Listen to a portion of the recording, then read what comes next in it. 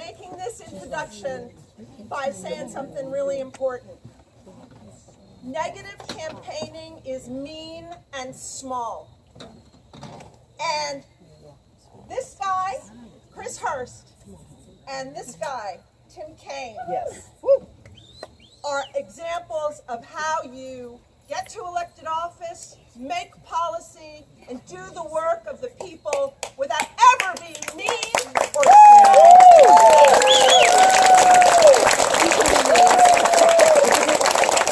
Now, Joseph says in his campaign literature, "From here, for us." And let me tell you why that's negative campaigning.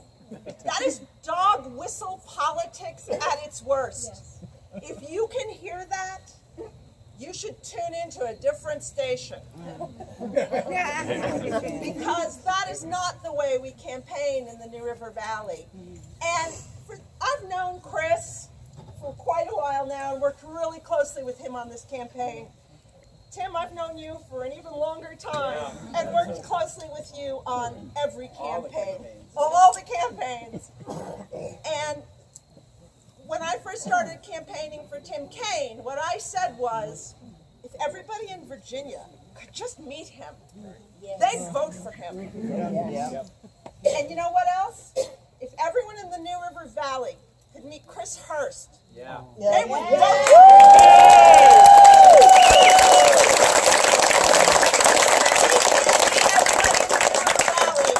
But you guys can say, I've met him. And after tonight, if you haven't met him before, you can say, and I've met Tim Kaine. And I know the kind of men that they are. They are men of integrity. They are men with all of the knowledge and policy depth and social justice consciousness that we need in our leadership right now.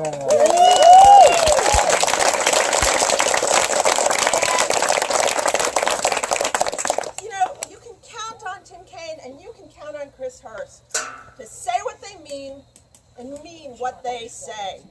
So say it with me. They say what they mean and they mean what they say. And so one of the things that Chris Hurst keeps saying is that a goodly part of this campaign is about education. How many are here are educators? Woo! How unfair is it to our children, the future of our Commonwealth, that if they were growing up in Northern Virginia, they'd be getting $10,000 more a year for their education than they get here in Southwest Virginia? That's not right. And Chris Hurst is going to go to the House of Delegates, and he is going to be the voice for our children in the legislature in Virginia. And he will listen to what we need here in Southwest Virginia. And I cannot tell you how important this race is. How many times have you heard someone say, Senator, this is the most important race we've ever had? You know what? That's because every race is the most important. Because everyone feeds on the one before it. And right now, we have a lot of work to do to make sure that we get Chris Hurst in the House of Delegates, to make sure that we get Ralph Northam elected governor.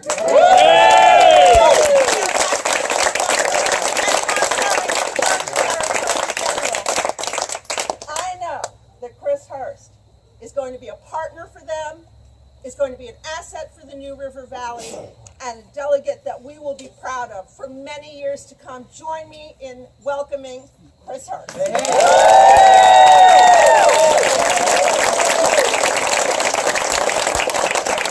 y'all fired up? Yeah! Ready to vote? Yeah! Are y'all ready to help us get out the vote? Yeah! Now let me hear it. If you have knocked on doors or made phone calls for any Democratic candidate so far this year. Give yourselves a round of applause. Now let me hear you if anybody from my campaign has knocked or called you. We've knocked and called you a couple of times. Maybe 3 or 4 times. patience, and I beg your pardon, folks. We only have a few more days before we plant a big blue flag here in Blacksburg for this district. And we never give it away again. This campaign, 8 months ago, started in a basement, and then it moved to an office. But it's always been about a movement, and it's always been about what we've done outside of those walls, knocking on doors. I was knocking this neighborhood myself just last week. And we've seen by knocking on more than 30,000 doors, by making more than 40,000 phone calls to voters, not just here in Blacksburg, but in Radford, where Senator Kaine and I just spoke, to another big group of people. We've been calling and knocking doors in Fairlawn, and we've also been in Giles County, too. Yes. I had somebody in my campaign early on mentoring me saying, don't even go there. Why even bother? You'll never be able to connect with the folks in Giles County. And I said, how on earth am I supposed to represent you if I don't ask you how you want to be represented? Yes. And that means we've gone from Glenlyn down here to Blacksburg. We've gone from Eggleston to Radford, Fairlawn. I helped cut the ribbon on a fire station expansion in Parrott, Virginia, just a few weeks ago. And you know what they said? They said, thank you for showing up. And when I went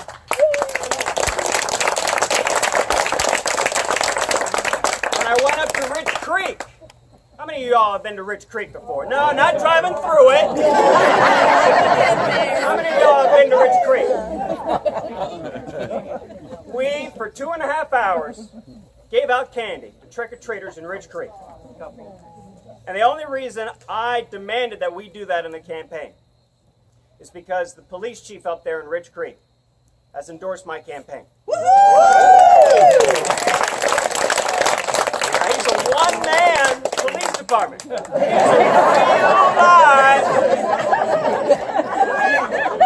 real live Andy Taylor, folks. I know, because I used to come on after the Andy Griffith show.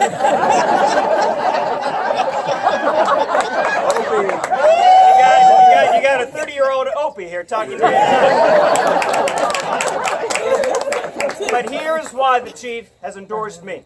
Is because very early on in the campaign, he said, Chris, will you come up to Rich Creek and will you talk to me about my problem? I said, yes. And he said, his problem is civil commitment transport, TDO transport. When people have to have inpatient psychiatric stays, after the tragedy that happened with Senator Creed Deeds, we guaranteed that every patient will have a bed available made to them. But we have not guaranteed that they will be able to be in a psychiatric facility that is close to them. And so now we have deputies and officers taking patients to Petersburg and Chesapeake. He was telling me a story about how he was filling up gas in Bedford County in a snowstorm, taking a patient to Petersburg, and a Petersburg cop was filling up gas at that same Bedford County gas station in a snowstorm, taking a patient down to Marion. As the former mental health reporter at Channel 7, as someone who has a parent with a severe mental illness who's had to have an inpatient psychiatric stay, how on earth have we not made an advancement in this Commonwealth to make sure that not only do we reduce the burden on law enforcement when it comes to those who are in crisis, but also on the families and the patients who have to have an inpatient psychiatric stay? And I said to this man, Chief Buckland, I said, where's your delegate been? Well, he says, Chris, I've called, I've emailed, he won't reply to me. He's been Yost the Ghost. That's what he said 8 months ago. And I think we've seen that now come to fruition here 8 months later. And we need to make sure that we talk to everybody in the district. And that's why so many of these wonderful people who are here with us tonight have been volunteers. Let's give it up for our volunteers. Who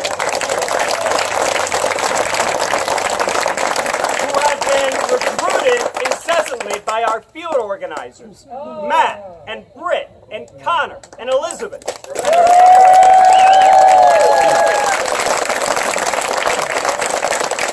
Connor's our bartender tonight, and he's doing a little heavy pour, so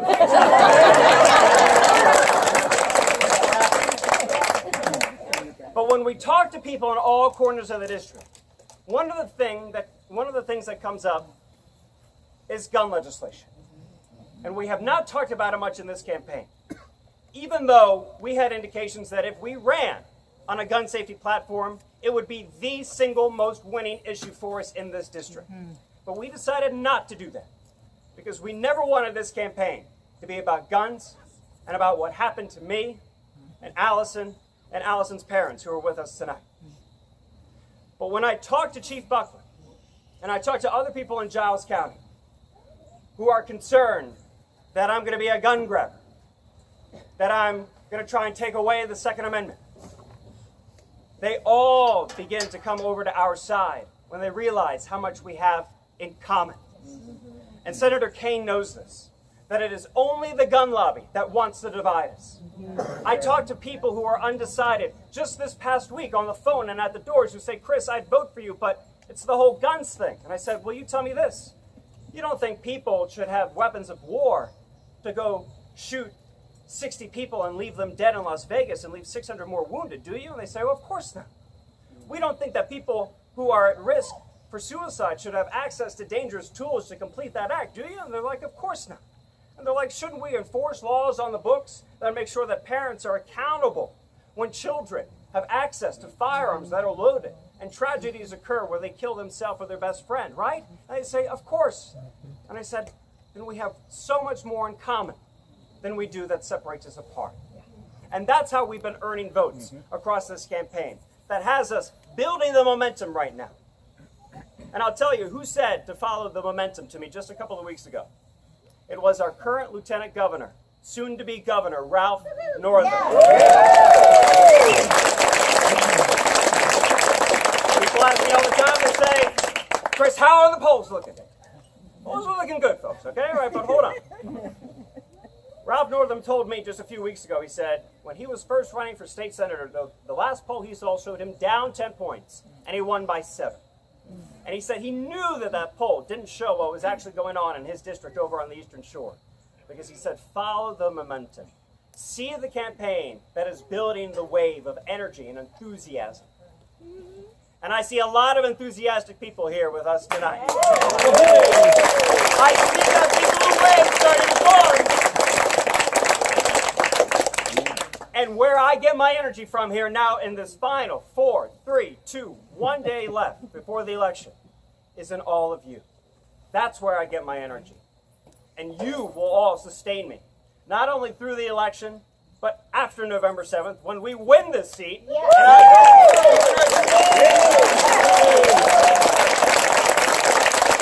Because as Victoria said, we need to help our schools. We need to make sure that no child should be denied an educational opportunity, access to upward mobility just based purely on the zip code in which they are born. We need to make sure that we expand Medicaid here in Virginia so that everybody living in poverty has access to health. And Senator Kaine, I congratulate you and thank you, sir, for being a leader at the federal level for making sure that the Mountain Valley Pipeline is pursued in a way that is robust, that is stringent in its protocols for evaluation, and we have so much more work to do at the state and federal level to make sure that when these infrastructure projects are proposed, landowners are not on the menu, they are at the table, folks. Yeah.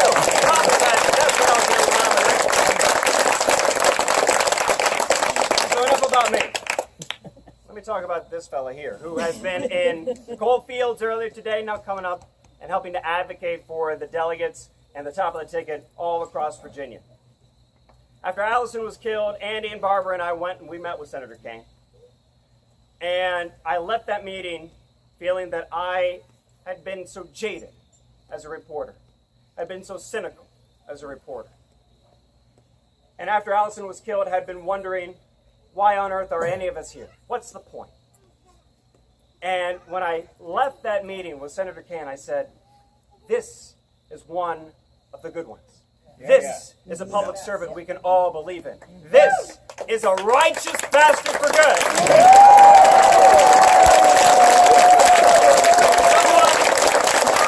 Someone who now, on a new committee, has been making sure that the Trump and Republican agenda to take away our health care is going to be fought as ferociously as possible. Everybody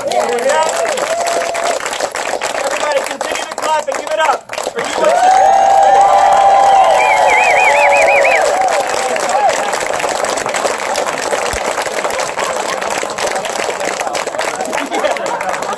I've been called a righteous Gentile, but never a.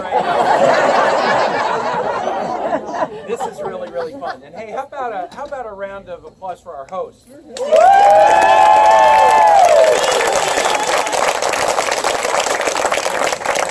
very nice to be with you guys here in your house, and what a fantastic crowd. What you were saying about going where the momentum is, you can feel energy and momentum. We just came from a wonderful event in Radford that I pulled up to. Fantastic crowd, everybody really energized, folks of all ages, really diverse crowd that we like to see. And then to pull up here and see this wonderful crowd fill in the backyard, I think that this guy's got the momentum. I think it tells me he's going to win.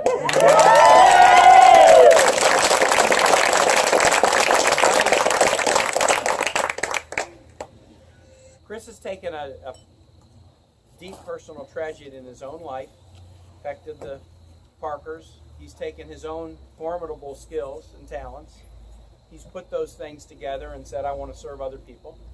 I want to run in a district that's not the easiest district to win, but I don't care about that. I have a call to serve, and I'm going to go out there and make my case. And it's hard being out on the trail. Politics isn't getting easier. It's getting harder, and campaigning 8 months is a huge, huge endeavor. But I really want to thank him for doing it, because when I met him also, I could just tell this was a person who, had been through an awful lot, but had an awful lot to give. And, look, in the grand mystery of life, sometimes the more you go through, the more you end up having to give, and the more you end up having to share with others, if you choose to share with others. Some people make that choice, some people don't, but Chris is making that choice. And I think he's going to be a superb member of the House, and they really need him for reasons. I've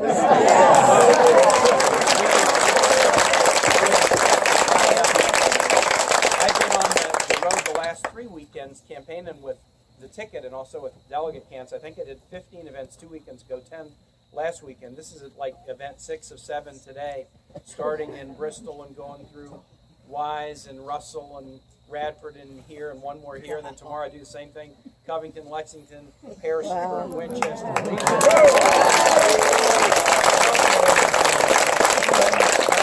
I love campaigning, but I also love campaigning because you can look at polls, and that's a number, but you got to get out and be with people to see if the numbers are on or if they're not.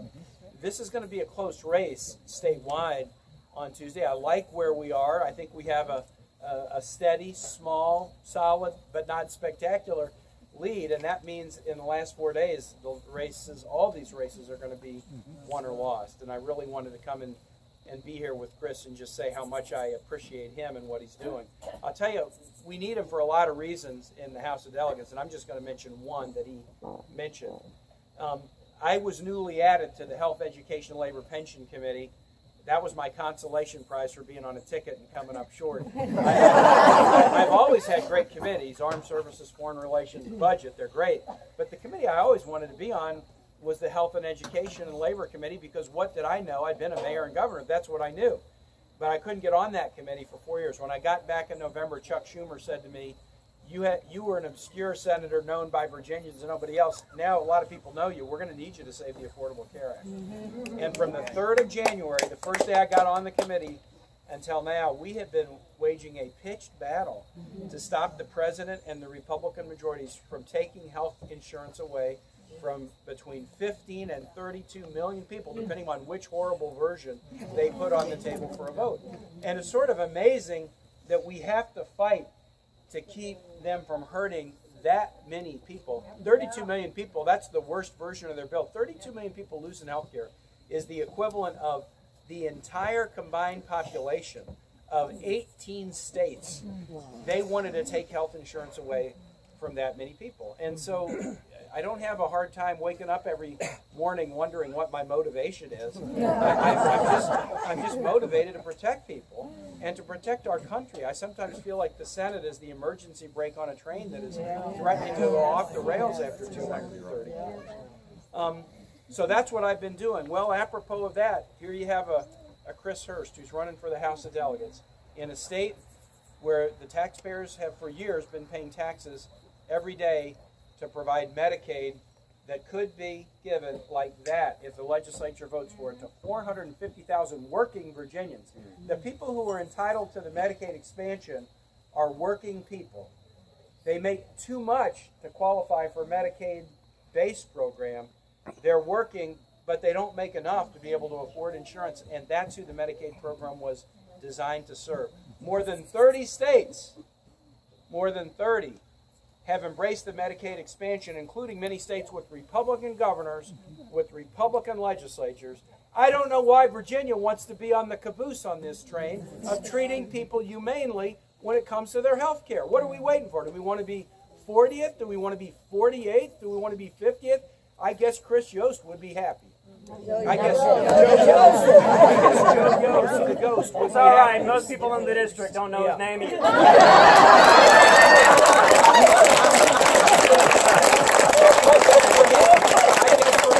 And we would be perfectly happy if Virginia were 50th. Is that the kind of person we want representing us? There's so little about the health needs of Virginians that he's fine with us being at the bottom of the pack when it comes to something not only that's humane, we're paying for this.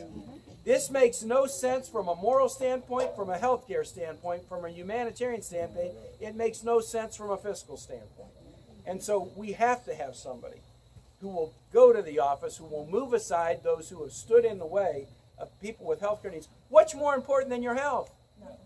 What's a more important expenditure out of your pocket than what you spend for health care? What's the biggest sector of the American economy? It's health. And you have this guy standing in the way of doing something that's so patently right. Now, I could give you many another reason why Chris should be elected, but I'm just going to stick with that one because I think it is so absolutely crystal clear.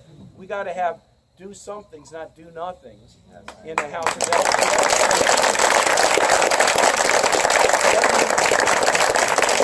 Let me just say a couple of words about the ticket, and then we do have one more event that we're doing here in Blacksburg later. So just to tell you about Justin and Mark and Ralph, and you know them, you've gotten to know them, but I have strong personal feelings about each of them.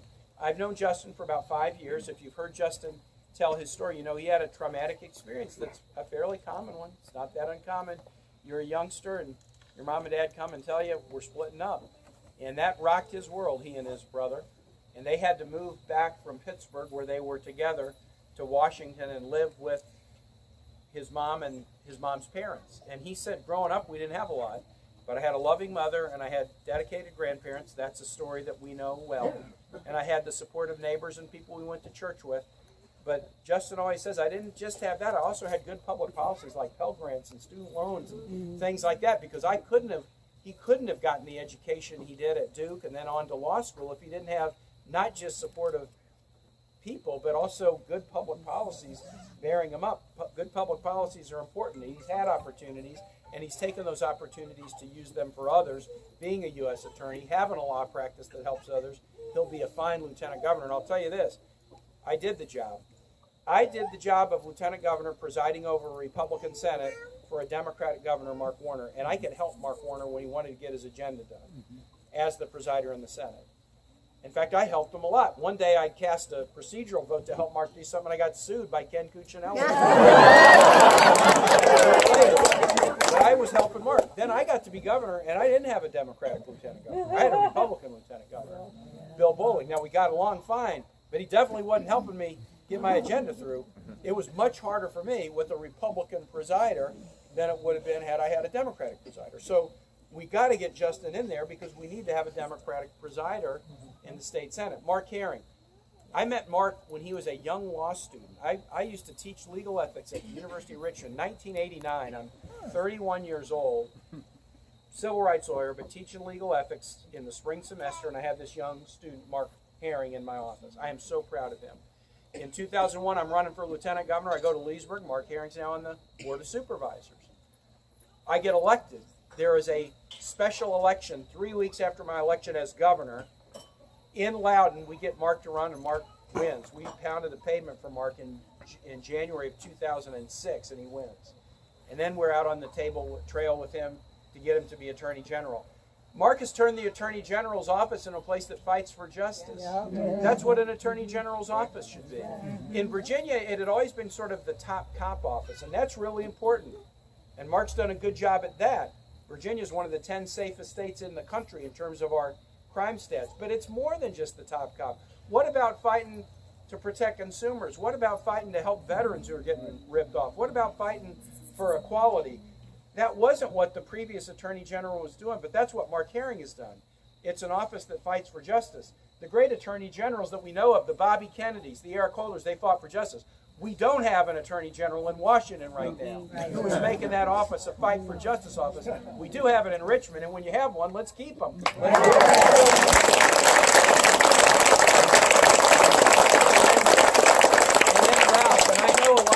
At this event for Ralph last Sunday. He and I campaigned together in Floyd and Roanoke a little bit last week, and then I know he did an event here Sunday.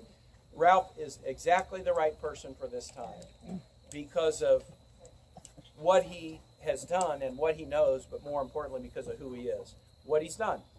You know that he went to VMI, that his classmates picked him for a pretty tough position. That's a real honor, being head of the honor court. This is the group at VMI that has to make a decision after somebody commits an infraction, whether they get kicked out or not.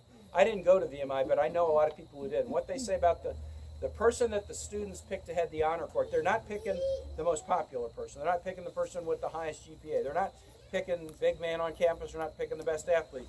They pick to head the honor court the person who they have the most confidence in their character and judgment.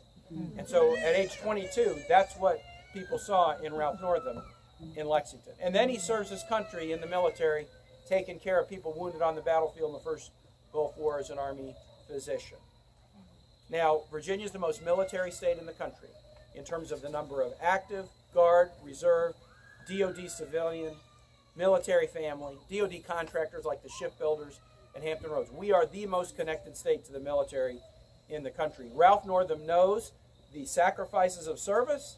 He knows the burdens of being a military family, and he knows the challenges of being a veteran. He would bring that into office. And then 25 years as a pediatric neurologist, Children's Hospital King Daughters, volunteer medical director at a hospice for terminally ill children in Hampton Roads. There is no domestic issue that has chewed up more time in this country and continues to than health care, because it is the most important thing to your quality of life. It is the most important expenditure you ever make out of your pocket. It is the biggest sector of the American economy.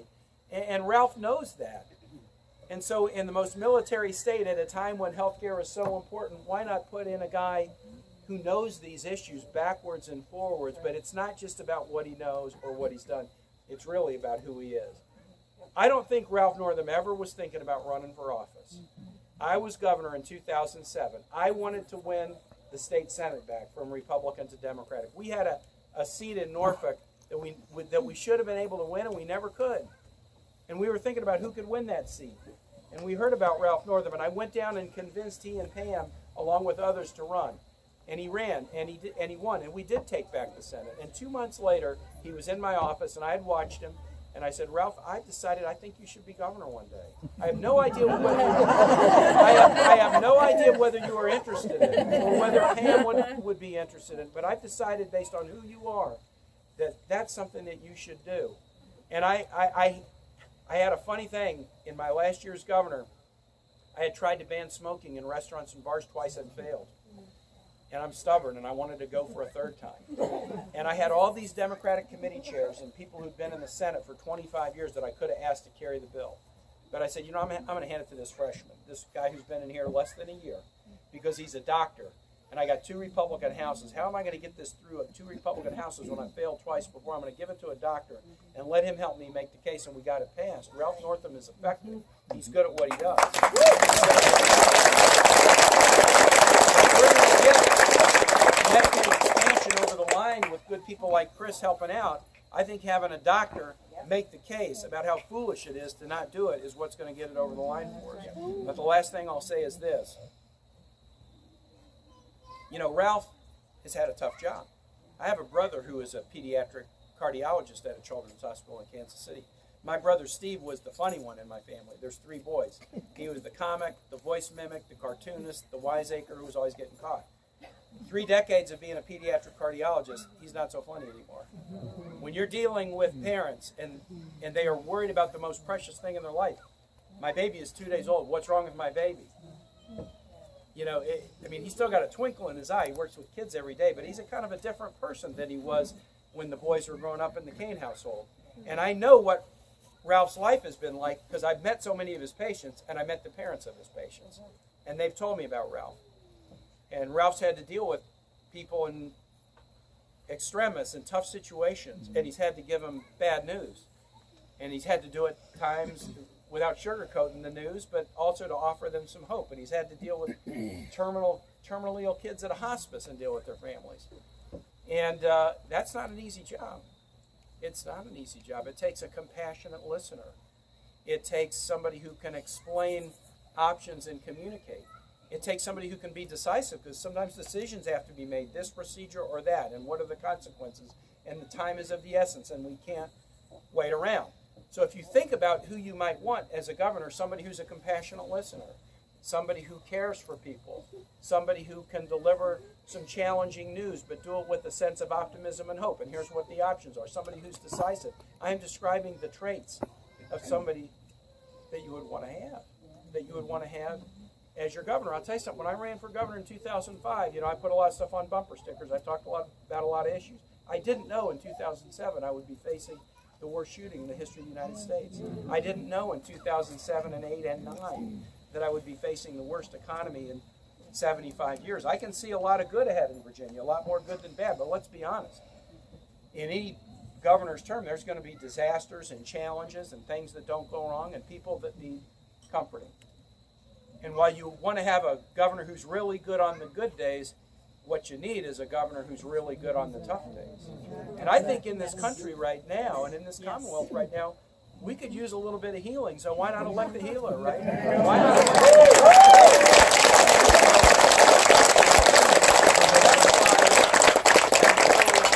I'm so strong for Chris, I'm so strong for the ticket, and then you can do one other thing if you turn out with energy and convince others to do so Tuesday too. Virginia's going to send a message to the country. This is fundamentally a race about what kind of Virginia we want to be, but when I was running for governor in 2005, it was in the second term of President Bush. And I won my race, and many people thought it was an upset win. And they wrote a lot of stories about, well, what it meant, something's happening in Virginia. What did that mean that Tim Kaine won in Virginia when President Bush was down here campaigning against me? And you know what happened? It indicated something about the nation. And next year in 2006, in the midterms, Democrats took back both houses. And then that paved the way for the election of a Democratic president in 2008.